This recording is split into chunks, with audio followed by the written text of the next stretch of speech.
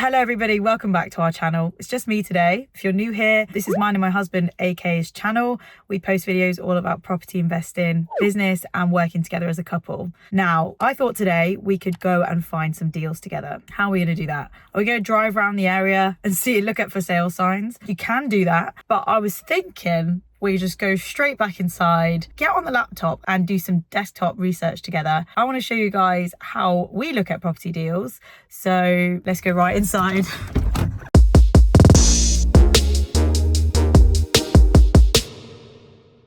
Okay, so I thought we could kick off this research today by having a look on Landlord, because they've actually got a section here for auctions. They've also got a section here for repossessed properties. If we start off with repossessions, for example, and then we can type in a postcode nearby. I tend to use Coventry or Warwickshire postcode just because this is my area. It's what we know. So if we go for like a CV1, for instance, like that's pretty central. Show me properties that are being repossessed within sort of 25 miles of Coventry. Look, full transparency here. Landlord are a platform that I use. They're also one of our channel sponsors. So if you were to sign up to Landlord's platform using our offer, we get a little kickback for recommending them. So just a full transparency on that. Now I'm scrolling down, I'm having a little look at repossessed properties and the postcode. And as you can see on the side, there is already a little deal analysis, like a top line analysis of what a rental would look like on it, what a flip might look like on it, and what your profit could be expected at if you were to purchase at the asking price. So with repossessions, it's not a person selling a property usually. It's been repossessed by a bank or a lender that's not a bank, and they are just trying to make the money back that they've got on that property. So for example, if they had £100,000 left on their mortgage, the mortgage company might put their repossession on the market for £100,000 just to clear the debt. But if people offer more, then it's a win for them because they make their money back plus more. So let's have a little look. Scrolling down here, I'm just going to see if anything is kind of within the price range of what I'm looking at, up to £200,000. All right, let's have a little look at this property here. It's £175,000. It's a 3-bedroom terrace. So first thing I want to talk about as I open the Rightmove link is this little attachment here, which is honestly such a good hack. Now this attachment is free. It's called Property Log, and it's like a Google Chrome attachment for Rightmove. And what it does is it will tell you if there's been any price changes on this property since it's been listed. So as you can see here, in September of 2023, this house was on the market for £185,000. We're now in April 2024. The house still hasn't sold and they've reduced the price to £175,000. They've tried to reduce it by £10,000 in the hope that someone will buy it. Now let's have a little look at the photos. As you can see here, it does say public notice. That means repossession. It says here, we are acting in the sale of the property and have received an offer of 180. Their max offer so far is 180. If anyone goes in and tops that, they'll go with the highest offer. And then they put like a cut-off date. Usually any interested parties must submit higher offers in writing to the selling agent before the exchange of contracts take place. So the person that's trying to buy it at 180 has got until the moment the solicitors exchange. What is exchange? Well, exchange is when you are then legally required to buy the property. That's when the deal becomes real. Let's go and have a look at the photos. Right, it's on with Lovett's, a local agent. Looks like it might have been an HMO actually. Let's have a look. The kitchen, the bathroom. Look at that there. You can see it needs work. Yeah, garden fairly, looks like it needs a bit of work. Perfect. I love a floor plan so I can see what I would potentially do with this property. Straight away, I'm looking at it and I'm thinking the downstairs could be a bedroom and a bigger kitchen living room. For those of you who are regulars on our channel, you'll know that we like to look at HMOs in order to increase cash flow and also in order to pay our investors, because we use other people's money to buy deals as well as using our own money. So let's have a look at this. Ground floor, you come in through the hall here. And this little bit here, this lounge diner, feels like an obvious first bedroom to me.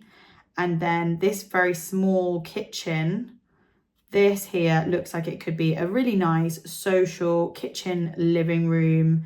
and then that utility staying as a utility, like a washer dryer area for tenants. So you got those doors to the back of the property. That's perfect because you're always going to need a fire escape near a kitchen, because the most likely place for a fire would be where someone is cooking. So that's great. I wouldn't turn that part of it into a bedroom. I would only turn this part into a bedroom. Before the stairs, there's a nice little cupboard there, which is always great for like storage. These houses tend to have not a lot of storage for like vacuum cleaner and stuff like that.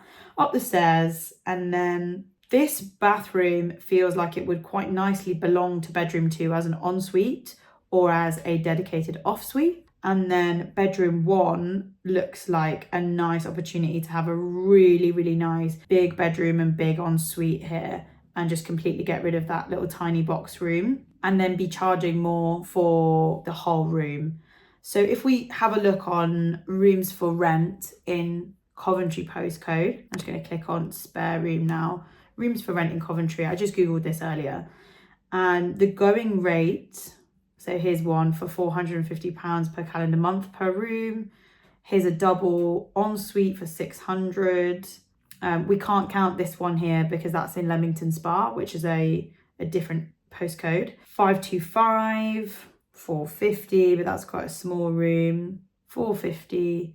So it's looking like between 450 to, I think the maximum we saw there was about 600. If we took something like in the middle, even if we said £500 per calendar month per room, that would mean 1,500 for 3 bedrooms for rent if you did a 3-bed house of multiple occupancy. These are the kind of things you're looking for when you're doing your desktop research, because you're like, okay, if I'm going to spend 175 getting into this deal, or 25% of that, and then I'm going to be spending say 50 to 60,000 pounds on a refurb, and then looking at the done up value for the area, kind of like what's the top price you can get in this postcode once you get a new valuation done, and then looking at what it would rent out for. All of this will help you do your numbers and see if this could be a deal.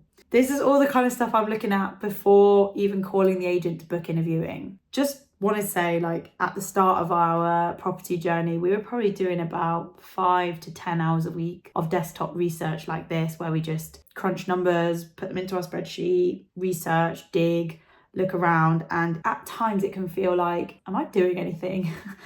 But you're actually learning with every single property that you're looking at and analysing and looking at floor plans. You are actually looking at things as an investor and not just as someone who's maybe buying a house for themselves to live in. It's definitely worth like doing this, even just to like exercise this muscle and look at floor plans and think, what would I do? What would I do with this? You kind of just want to be looking at stuff kind of under 200k, because I think it's really good to start on a smaller project before going into something crazy, just so you can like learn the ropes. Okay, so before we have a look at another one, I just wanted to also mention that on Lendlord, you can see that each deal you come across has got bridging finance options available underneath. Now, we've actually done a couple of videos on bridging finance, which I'll link up in the cards. But bridging is an amazing way of getting into a deal if, number one, you know what you're doing, and number two, if you are planning to do extensive refurbishments like knocking down internal walls, changing the structure, you would need to really get a bridge to get into that deal rather than getting a buy-to-let product. Because if you get a buy-to-let mortgage and then you start changing the layout inside, technically the property is not lettable, it's not rentable. So my broker once told me that would actually be mortgage fraud. So you definitely don't want to be doing that, because you're breaking the terms of your mortgage. So you want to get a bridge to get in, do the work, and then once you've done the work, you want to get a revaluation and then go on to a 25, 30-year buy-to-let mortgage. Now, everything I'm saying is not financial advice, but this is just us speaking from our own experience. I have to say that. I'm just sharing what we've done along the way to get our deals over the line. So let's have another look now on Lendlord. And I just want to apologise as well for my voice. I've not been very well, but we're here. We're doing the research. Go team. Right, here's one in CV1. I'm pretty sure that's quite close to the university. There's a few universities in Coventry. There's University of Coventry and there's also Warwick University.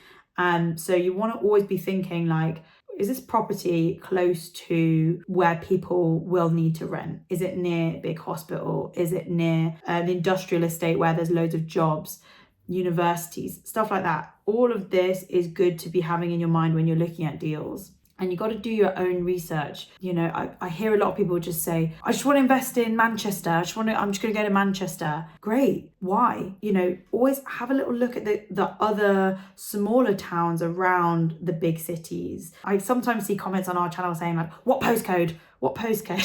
To be honest, I think it's kind of difficult when people just want to know the postcode and be all over your investment area. It's about doing your own research, because the numbers work in so many places up and down the UK. So do your research and do the digging. Also, don't dismiss your own doorstep. I know if you live in like central London, that might be a bit of a different story, but you know, don't dismiss looking around where you live for a little gem. So now we're on Meriden Street in Camden, Coventry. Let's have a little look at this one. Go to property page. Right, it's boarded up, so good sign. Straight away, I'm going to look at the pictures first. Also, this property data extension here is great. We actually pay for property data, and there is a link in our description if you guys want some credit off of your membership. I think we've got like £75 off with our link. It's so helpful, a fantastic tool. But this one I told you about earlier, property log, this one that tells you about price changes, is free. So definitely download that for Chrome. Right, let's have a look at the pictures. Right, that's the kitchen there. Looks like it definitely needs a full refurbishment. It's in pretty bad condition. There we go. Gosh, it definitely looks like it was an HMO. As you can see here, it says this terrace house has been repossessed by the lender. The guide price is $270 and the highest offer received so far is $245k. This is in a high yield area, with properties in this postcode district on average achieving an 8.4 gross yield. So the average 4-bed asking rent in the area is $1,590. And here it says buyer's market. This is where property data does the average numbers for you, and it shows you whether it's a balanced market, a seller's market, or a buyer's market. And then it also says the average 4-bed asking price in the area too. For this one, let's have a little look at the floor plan. I think we saw 2 bathrooms on the pictures. So you come in here through the entrance hall, and straight away what used to be a living room has been turned into, it says reception room, but that could be a bedroom. So straight off we're seeing 1, 2, 3, 4, 5, 6 bedrooms here. So this could be a really nice 6-bed house of multiple occupancy. If we could get as many bathrooms in here, that would be great, because everyone wants their own ensuite now. People don't want to share bathrooms anymore. They'll do it, but they don't like doing it. And in our properties, we actually have a cleaner go in every 2 weeks, keep on top of the ensuites and keep on top of the cleaning, because people are dirty. People don't want to clean their own stuff. And then baking that cost into the rent as well. We don't add any extra on top of that to any markup on the cleaning. We just add the cleaning into the rent and it is included for the tenants. Yeah, so we've got a kitchen dining here. I think that family bathroom could either stay as a bathroom, or you put bathrooms in each room, kind of like the way we do when we put up the stud walls. We have plumbing work done, just a whole refurb. It is an expensive refurb, but it's worth it. The only 2 rooms that I think might be too small for an ensuite would be like this room and this room. But I would potentially see if this room could be like a whole room with an ensuite there on the first floor. And then this middle bedroom, could it potentially borrow a bit of space from here to have ensuites in both? So like turning that, and that, turning this area here into like 2 bathrooms that back onto each other for plumbing reasons. Upstairs you've got an attic which has got a nice little wardrobe area here that looks like wardrobe storage. We would need to see that room, I think, to just see if it meets like the minimum requirements for like room height. Every council is different, so there'll be a minimum requirement for if it can be classed as a bedroom or not, if it can be habitable space. So that's always worth checking, because this is potentially a 6-bed HMO. It would need a license, and the council will be all over that, making sure that you're following all of the rules, even when it comes down to like the door hinges, the fire doors, everything. You've got to know what you're doing with HMOs like this. When you find a builder, you know, it's really important that your builder has done other HMOs, preferably in the same postcode, the same area, so that they are fully aware.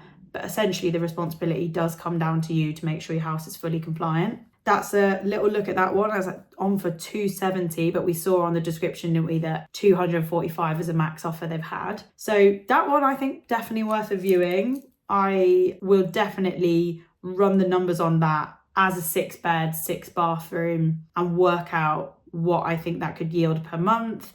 And I'd deduct about 30% of the rent straight away to bills and maintenance and council tax, everything. I think this one could also work for social housing. There's plenty of housing associations that would take that, not even with the ensuites, just tidied up, perhaps just like plastered, new carpets, paint, fresh bathroom and kitchen. I think this one would be pretty good for social housing. Obviously you get less rent, but you'd be guaranteed for like 3 to 5 years, and you wouldn't have to pay any maintenance on it.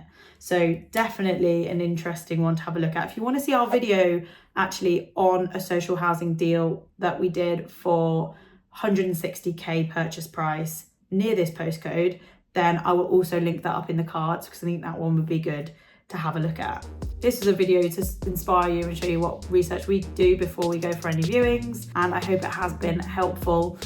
Thank you to Landlord for sponsoring our channel and for working with us every month. They're a fantastic platform, and if you are interested in learning more about Landlord or even their bridging options, then the link will be in the description for you to check them out. Thanks a lot, and I'll see you in the next video, everyone. Don't forget to like and subscribe if you're not already a subscriber, and we'll see you next week. Bye.